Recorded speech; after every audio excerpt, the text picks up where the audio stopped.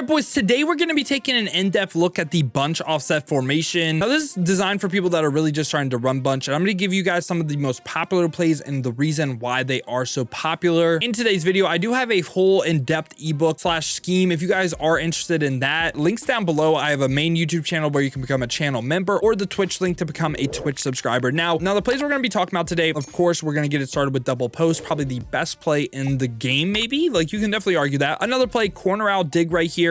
We're going to talk about corner out dig and curl flat with the same exact like reasoning why you would run them. There are some reasons to run one over the other. I'll also be talking about verticals as well. And really the last play that I think you need to incorporate is smash return. You have like 4 to 5 power plays right here, just in this one formation. Now, let's go ahead and get it started with double post. Now, a good rule of thumb as well is I think you should run your bunch to the wide side of the field. You don't always have to. It's good on the short side as well. But the reason why is because of, again, what we'll cover with corner out dig and also curl flat. The number one way people set it up is a streak to RB right here, Justin Jefferson. And this is, again, just a base setup. Other things you can do off of this setup is you can angle route your running back right here. A lot of times in this play, this is the read, okay? You're going to want to read the quick flat to Kyle Pitts. If that's open, throw that. And then a lot of times it's like a high low. Do they try to guard your running back, or do they try to guard Braxton Berrios? Now, before we run it against an actual defense, we got to talk about what are like the number one things you're seeing. Probably 30 and 5-yard flats, especially when you're running the gun bunch, right? And they could do it out of, say, like a Tampa 2 style set, but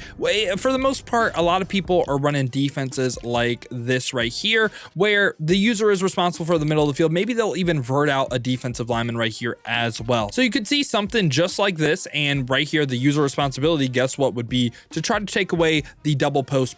And again, we can go ahead and either keep the flat to the running back. And something else that's a little bit slept on this play too is the Kyle Pitts route, and we'll talk about that in a second. But this play right here, you're pretty much like watching their user. Okay, say they go with the running back, we throw it over the middle of the field. That's the main thing when you're playing like a meta style of defense. But even then, like even say you're playing like stock cover 3, or even like a stock cover 3 like this, right? It's the same exact reads, and again, you're wanting to do the same exact thing. And again, you can angle route the running back like I said, but this is just base play right here, right? Again, we're reading, okay, running back flat open, take the running back flat. Now, I do have KOs everywhere across the field. I do have mid zones. I have every single KO you could ever imagine on the DBs as well. So that makes this play kind of annoying to deal with. So what is something they maybe could do, right? One way that I like to try to stop double post is running a cover 4 base defense. We're gonna go ahead and show blitz right here. And on the bunch side, we're gonna go ahead and play a backstop 30 with a cloud. Something like this right here help me a little bit over the middle field as well. And with the user, I try to bait the running back, pass it off to the linebacker that does have mid zone, and get back to the double post,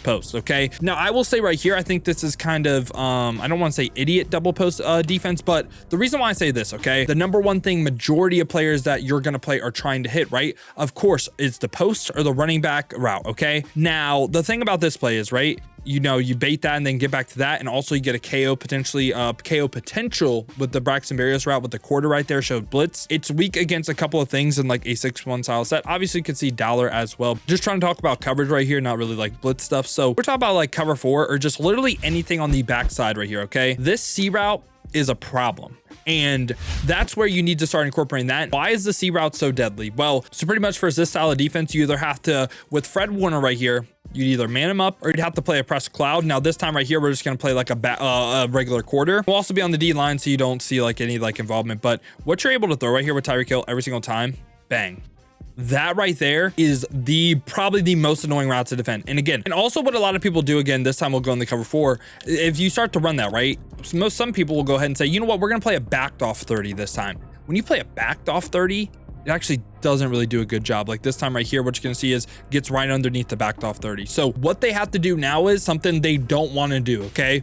That's gonna be, guess what? We're gonna have to press a 30 this time. And obviously on the other side, you can go ahead and back it off, but make them have to do this. Make them have to like make that adjustment. But if they don't do that, or if they don't man it up, like it's so free. Like right there, obviously like with the press 30, like I said, a really, really good job. But make them have to do that. Like 9 out of 10 players you play are not smart enough to do that, okay?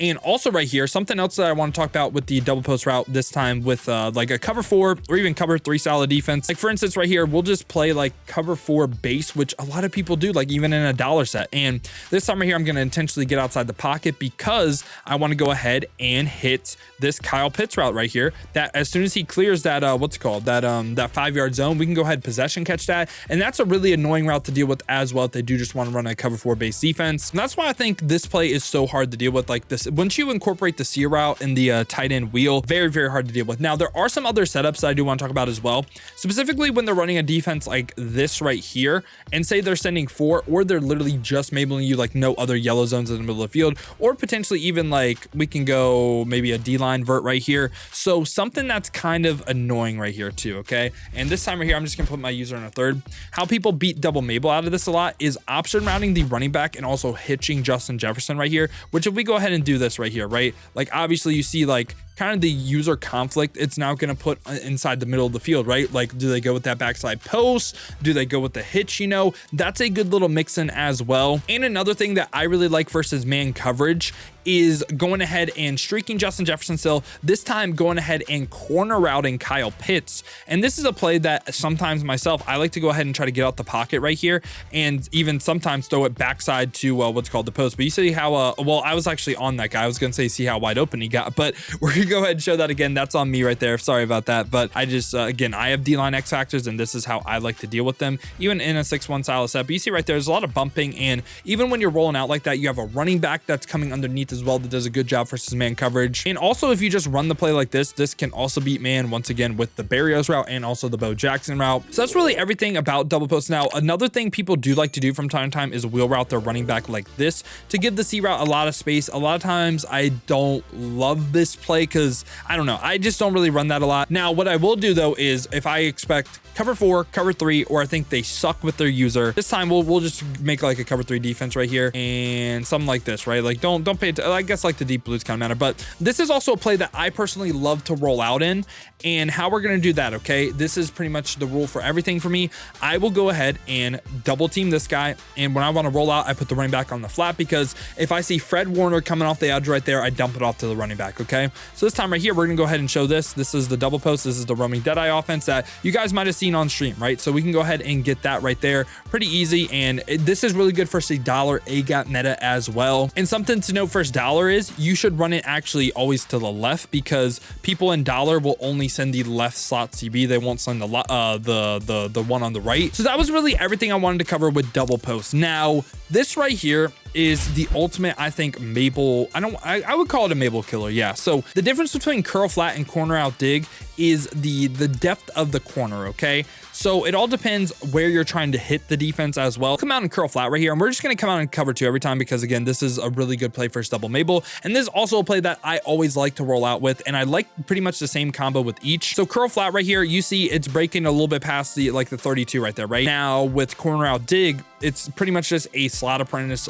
corner route. And you can make this out of any bunch set. But the reason why I call corner out dig a lot of times is I am lazy and you have to make 3 hot routes, potentially 3 to 4 hot routes right here. And what we did right here was we corner routed the tight end. We faded Braxton Berrios. You can't put him on a streak. Now the last setup right here is optional, but I like to put my running back on a flat and motion him over just because 1, this will pull all the flat zones, but also 2, this cancels out any sort of match coverage that can do a good job of guarding double corners. So right here, we're going to go ahead and run the Mabel style of coverage, but we'll get open 9 times out of 10 on the Mabel side is the tight end route. I'm going to man it up right here. It might be like, why are you manning it up? You're kind of like bagging your own play. Now that's all intentional. And the reason for that is this is why I think the backside in route is so important, right? So like bang right there. And what you kind of saw right there was the fact that the tight end was going to be open underneath that 30-yard zone. Now, on the other hand, though, if we run curl flat, we have to go ahead, corner out the tight end, streak Berrios. Again, we can do this, but now we have to smart route in route Tyreek Hill as well. So it's a little more like this. And you see the corner route is at a bigger depth, right?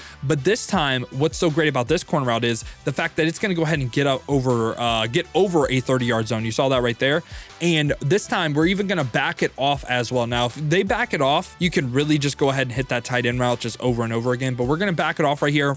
Sometimes when I roll out too, I like to slide my line to the side I roll out, so they also block sap right here. And this time right here, you're going to see we roll out, and even first to back off 30, we're going to pass lead that upfield, and that gets over a 30-yard zone. So that right there is one of my favorite plays as well. That's a great way to take advantage of the Mabel coverage and still attack the sideline. So like I said, a lot of times I think the user will go ahead and try to maybe cheat over to the tight end side, and maybe like they go something like this right here, I guess, where they can try to man up the in route, and this could potentially take away basically everything we want on the field. But again, make them have to do something like this, right? Like make them have to adjust. Now that was really everything with corner out, dig, and curl flat. It's just that is what is referred to as a double corner play, and it's great at attacking the meta of defense. And also that's the reason why a lot of people run their bunch to the wide side of the field, because if we run that to the short side, it's not going to run as good, and our routes are going to get all like jammed together. So that's why I think bunch to the wide side of the field is actually really good. Now after that, we got verts. Okay, so verts is one of my favorite plays, because a lot of what the plays that we just covered are weak against, whether it be a blitz potentially where it's a little bit longer developing, or also all out attacking the seams, because again, the defense that you're seeing a lot of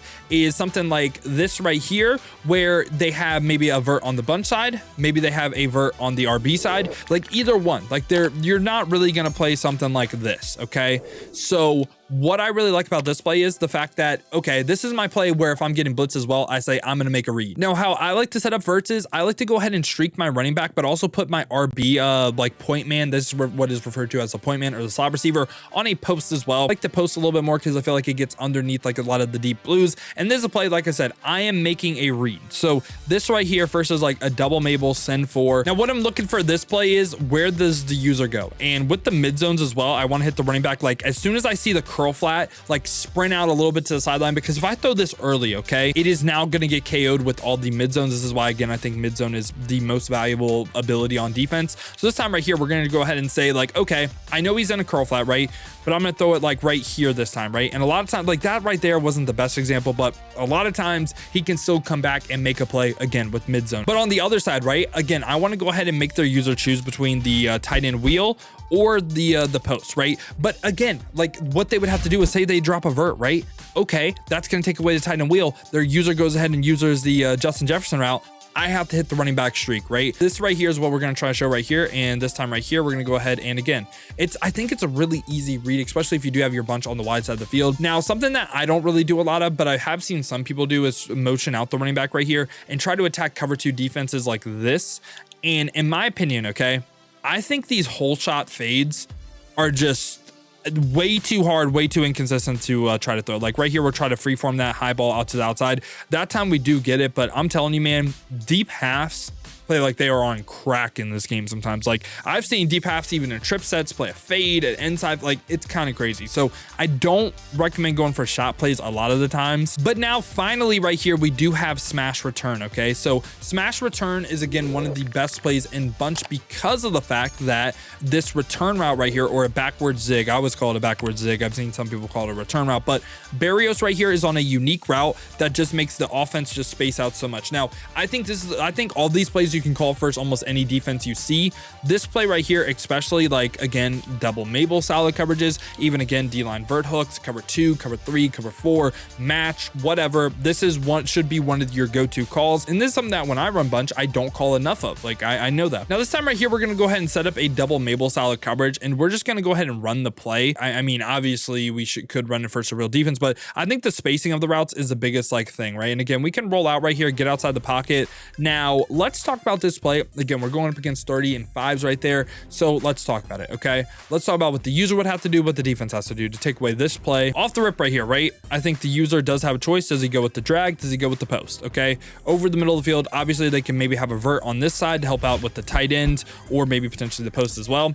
But if say the user commits to one of these routes, right, you also have, like, look at this. It's literally a triangle right here of just players in space. Okay, So it's a great way to attack the middle of the field. And again, this is something that you can call for literally any single coverage. Like something should be open. Sometimes you do have to be sharp with your reads, or potentially maybe you got unlucky for shade down man or something, right? But you see, like, I really think this play right here is just a headache to deal with. These have been my favorite plays in bunch, and this was kind of like a tutorial, a how-to of how I like to run bunch and how I've seen a lot of people run bunch, because I have been getting a ton of questions when I stream, like, what plays do you like to roll out with? What plays are good in the gun bunch? So this is just overall just like, I don't want to say a beginner's guide, because I don't think that's really what this video is. I feel like we went over a lot of good stuff that's good in the game, and a lot of this stuff as well you can carry over formation to formation. So I hope you guys did enjoy this video, man. If you did, make sure to leave a like and subscribe for more content just like this. Now, if you guys do want to go ahead and watch me live stream live, I do have a main channel that focuses on Ultimate Team, but I stream over there, and also I stream on Twitch. If you guys do want to watch that, links down below in the description. I would appreciate a follow on both. But if you guys do want another video to watch, check out this one right here, because this was last week's offensive mini scheme.